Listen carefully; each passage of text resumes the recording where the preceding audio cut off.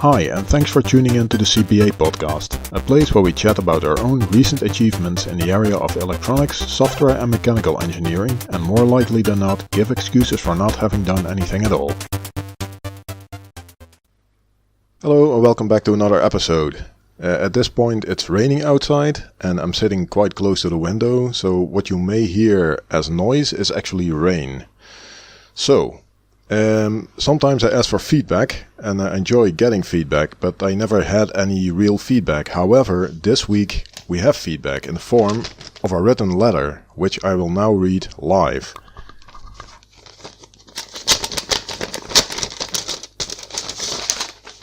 There we go. Let's see.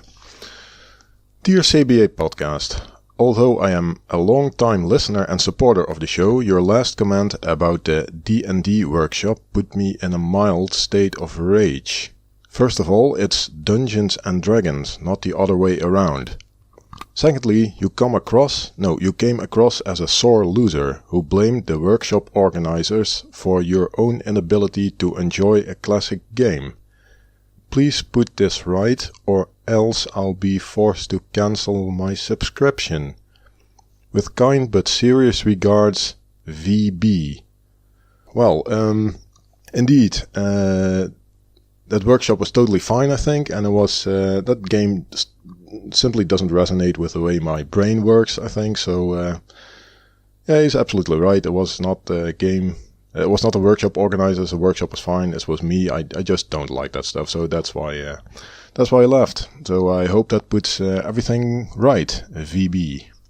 Okay, of course I totally made up that letter, but whatever. If you want to send feedback, that's more than appreciated. Send it to the email address listed on the podcast.cba.si page.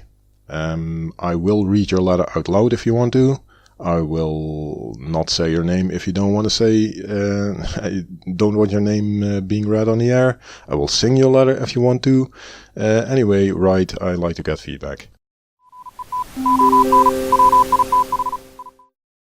Last time I talked about 4 PCBs that I made in the meanwhile between the last PCB failure review and last episode. And 2 of those I tested, and 2 of those I did not. Now, in the meanwhile, I tested the other 2 as well, and both of them work, sort of, but have failures, so flaws. So, I swapped the power pins, DC voltage coming in, the pins should be swapped. Minor annoyance if you connect it wrongly. There's a pinout flaw, pinout should be different from this whole LED driver, pinout should be different. Silk screen is a bit of a mess. But that's really small font. The font is smaller than the accuracy of the silk screen pressing method, I think. The fuse, they're 5x20mm fuses. They are really close, sitting close to a connector, so it's very difficult to remove them. I have a fuse cap on the fuse holder, and the fuse cap is really stuck between the fuse holder and the connector. So, and one thing I should remember for next boards, if there's a micro on there and I want to program it, I should put the programming pads so that I can program it while it's mounted in place. So for example, this board should be mounted to a back plate, front of the board facing the user. Now, I put the programming pads on the back, which is nice if you're sitting at a desk, but it's not nice when the PCB is mounted and you're trying to debug it or upgrade it. So I should remember that, probably. Maybe also nice for you.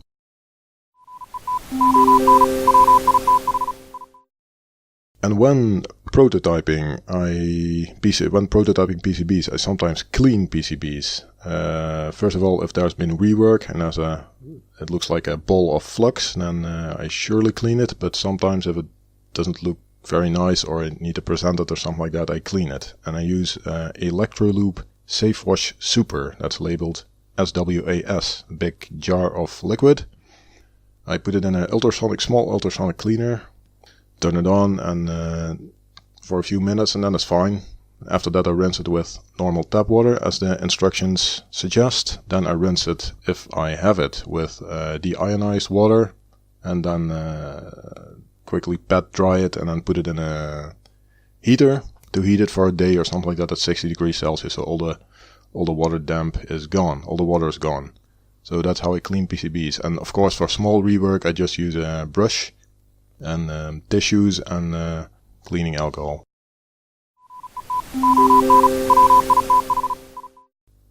The last time I talked about a retro challenge, which is hosted at retrochallenge.org. It's a friendly online competition where people can set a goal for themselves and then work on that goal for a month. And after the month, there's a judgment, and people are supposed to keep a blog about the progress so other people can enjoy the other people's projects as well.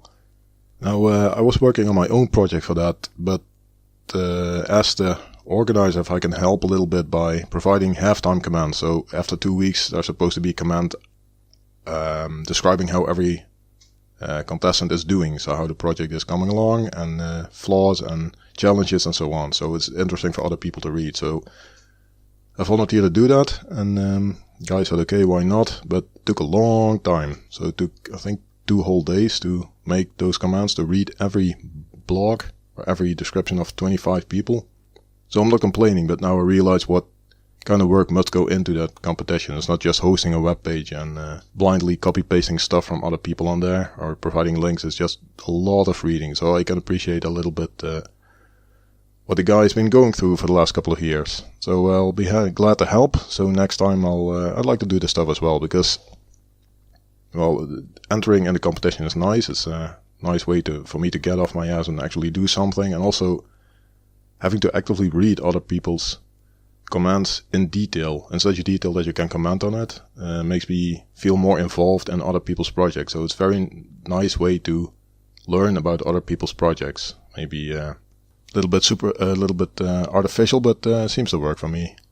So I'll be doing that. And in the last 10 days, it's the 21st now, I think, I hope I get a few days of coding for my own project, because it's nowhere near halfway done. It's almost not done. So I was going to make a small demo, but I have coded like 5 minutes, and that's it. It needs a lot more work, so we'll see how that goes. Probably fail, but we'll see it when we see it.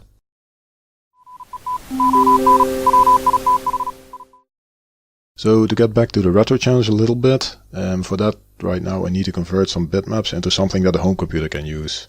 And it would be nice to have a scripting language, like a Swiss Army knife, that you can just pull out and apply to whatever problem you have. But unfortunately, I don't have that right now. So for every problem, I pretty much have to see which language to use for that. Mostly use Shell or Tcl or Ruby, but I don't know either of those well enough to work very fast in that. So actually, I re-recorded this segment because it was over 10 minutes long. I went through some features of scripting languages and some scripting languages itself, and it was really boring. I almost put myself to sleep, so let's not do that again. So, in summary, I'm still looking for some scripting language. Right now, I think it's going to be Ruby or Python. Python simply because it's very popular, and a lot of existing code is in Python. Then again, I don't really care about a lot of existing code. Most of the stuff I do is stuff I do myself, instead of maintaining other code. So maybe Ruby. I'm learning a little bit about Ruby right now, so there's online courses, and there's no magic solution for anything. There's no scripting language you can read in it. You can learn in a day, I guess. So everything you do takes effort. So I just have to choose something and then have a good reason to do it, and then it'll come automatically. So hopefully that retro challenge will be enough stimulus for me to get into a new scripting language. So we'll see.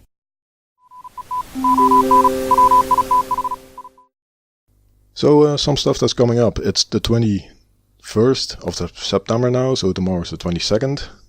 #math. I was gonna do a talk about my CPU project the 22nd at the #cc Retro Division meeting. I think that's 4 meetings per year, or 2, I think 4. So, but anyway, that was cancelled, so it's gonna be at 24 November now. So that gives me some more time. It's nice. Instead, the 22nd, so tomorrow, the Gigatron people will have a small talk there, so I'm very interested to hear about that. So I'm going there, and then hopefully you'll have a good time. And I'll bring my stuff anyway, so we can talk about that or talk about anything else. I think it's a nice meeting so far. Then the end of September, I think the 29 and 30 September. Yeah, that must be because September has 30 days. So 29 and 30 September, the Maker Fair in Eindhoven in the Netherlands is going to take place. And I'm going there and actually I volunteered to work there for one day, and I'm working there the whole day, the 28th, I think. And to be honest, I'm not quite sure what's going on. I think they have a special day for schools, so people related to schools or students or teachers can come there, and there's like a conference or something like that. But how are they going to do that? Because it's not a fancy conference place, so I'm not quite sure what I'm going to do there. I'm just scheduled to work the whole day from morning until evening, so no idea. We'll see it when we see it, but that should be nice. Also, I think in November, the Overkill Festival is going to take place, which is art, digital, technology, weirdness, game, music event in Enschede in the Netherlands. Now, I don't know a lot about it. I went last time and it was really the kind of stuff I like. It's very, very surprising. So, if you go to, let's try to explain this. If you go to a museum, you have exhibits in glass cubicles, and they all look the same. You know what to expect, a glass cubicle with an exhibit into it. I don't know if I use the correct English words, but let's go with this one. And if you go to a fair, you see stands.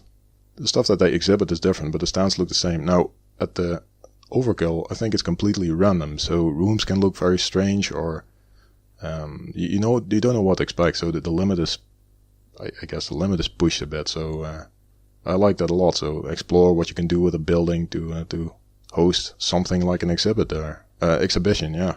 So I volunteer there as well. I haven't heard from them, so I might poke them again, but I would like to help a little bit with that too. Because I think I like that event. I've only been there once, but I think that this is my kind of thing, so I like that very much. So that was all for now. For more information, links and previous episodes, visit podcast.cba.si. Stay tuned, thanks for listening, and goodbye. Talk to a micro using serial protocols. Oh, I need that. Fuck. Niet handig.